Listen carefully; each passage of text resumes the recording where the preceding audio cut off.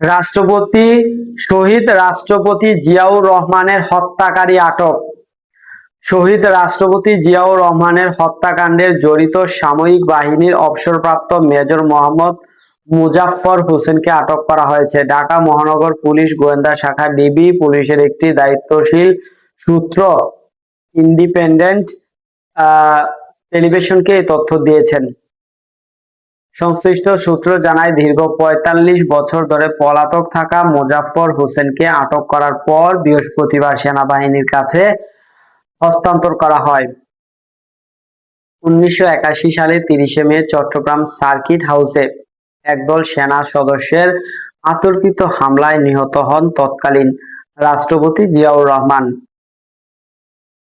সেই রক্তক্ষয়ী অভ্যুত্থান ও হত্যাকাণ্ডের পর থেকেই আত্মগোপনে ছিলেন সাবেক এই সেনা কর্মকর্তা।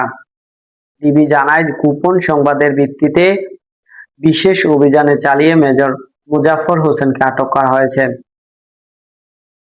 দর্শক, প্রশ্ন হচ্ছে, এই ঘটনায় মোজাফফর হোসেন এত বছর কোথায় ছিলেন, কিভাবে সে পলায়ন করেছিলেন?